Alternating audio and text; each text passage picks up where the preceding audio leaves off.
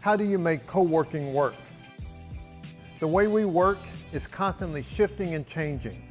Companies, entrepreneurs, and individuals are moving to co-working facilities. By 2022, over 5 million people will be working in co-working facilities. In this series, we're going to explore how to make co-working work for you. Hey guys, how's it going? So today we're here with Layna Ware. She's the founder of Professional Speakers Concierge Service. So welcome. Thank you for taking time to meet with us today. Yes. And just several different things that we want to learn about you and your company and your background and just some of the things that you're doing, and plan to do. I know that's a whole lot, but we got a little bit of time here. Okay. So first of all, can you just give us a little background on just your business and what you guys primarily focus on? Okay, so primarily speakers, the experience of speakers, ensuring that they have everything that they need the day of their speaking engagement, and sometimes you never know, so you have to anticipate the things that you didn't know were going to happen. So it could be small details, big events that happen that speakers, authors, trainers, and influencers need, which is support.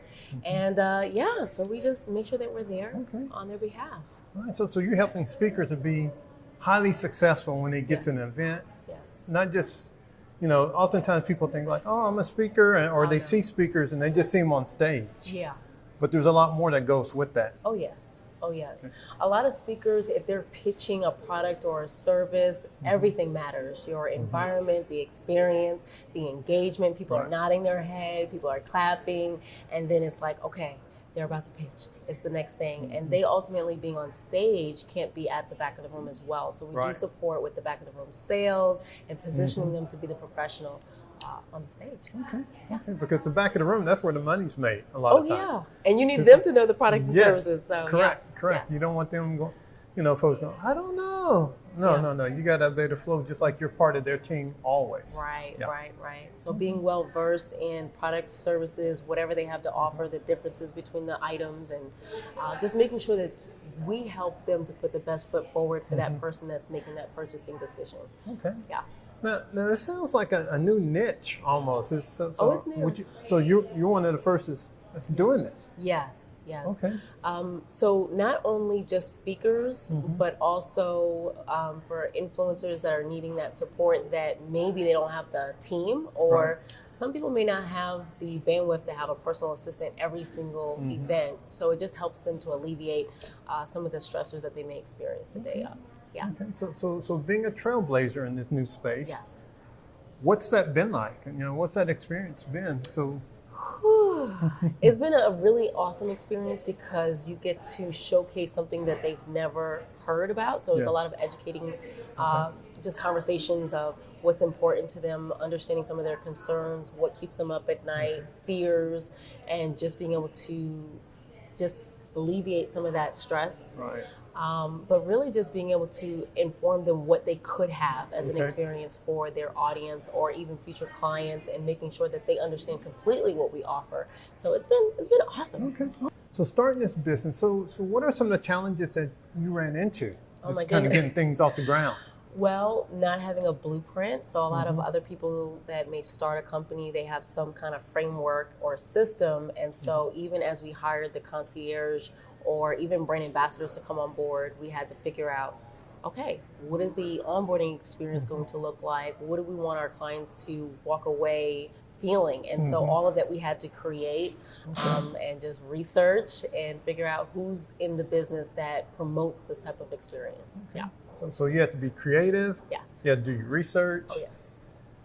Marketing all at the same time. Yes.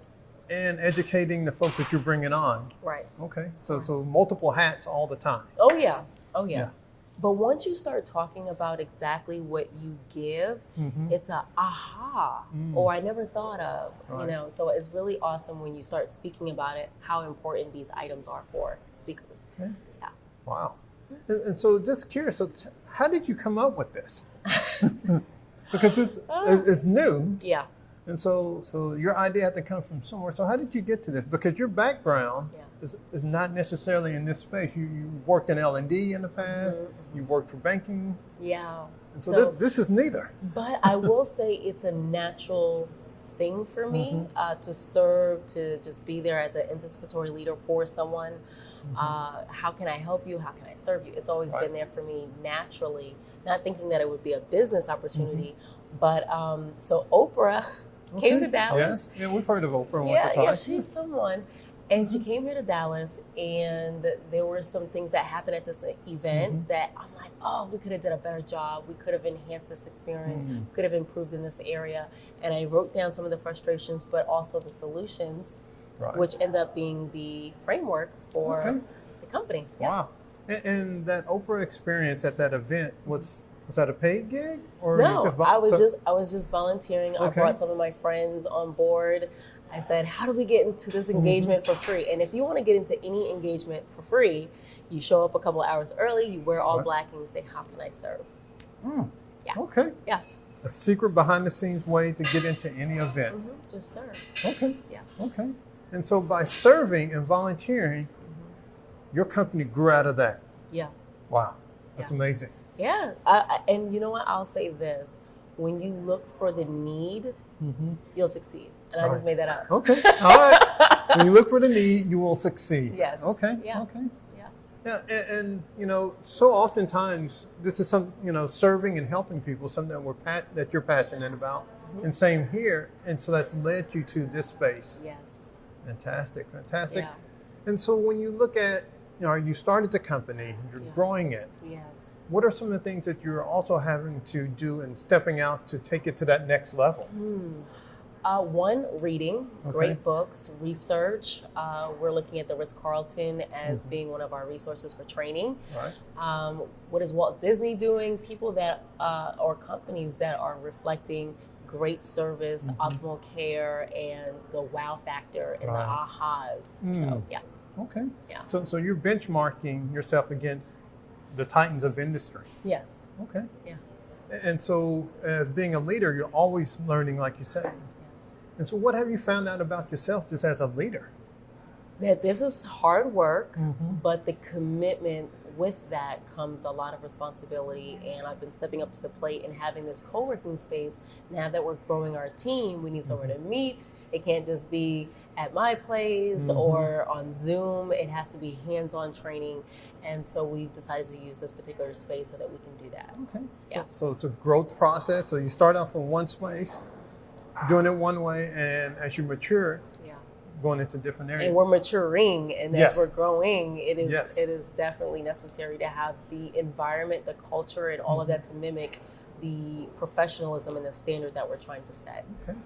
Fantastic. And just, since this is co-working with Mel, what are some additional ways that you've leveraged, like you mentioned, using the conference room space? But what are some other things that you've leveraged to help you grow in a co-working environment? So they have a gym. So that's awesome because having that flexibility to just be in and out of a space, even the people here, the relationships that you build, the people that you get to connect with, even if you're pouring a cup of coffee and you're having conversations and you're like, oh my goodness, you do this.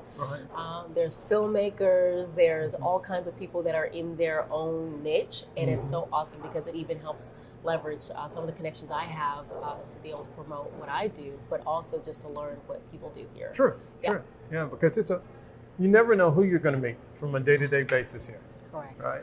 It's always, like you say, just those random encounters that really help drive and generate those new ideas, those new sparks. Oh, yeah. And so for other people that might be considering, one, changing careers, what advice would you give them? Okay.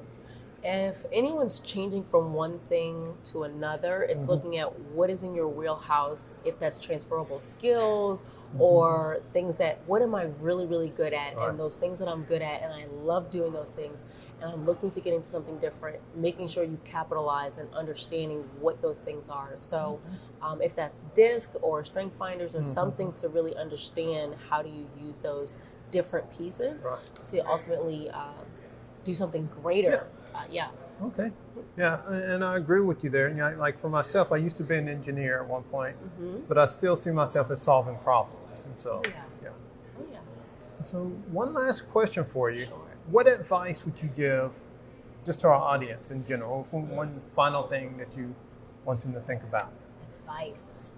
Think about experience. So if you own a business or you're working the 9 to 5, I think that we are responsible in how we influence, and it could be small or big, but really at any capacity we have a way to influence. And so you create small experiences that people can either feel a lot better, but just really looking at experiences and taking it to the next level in your own way of influence. Okay. So taking it to the next level and continually push yourself at the same time. Oh, yes. And not being comfortable, sounds like. We don't have time for that. No. No.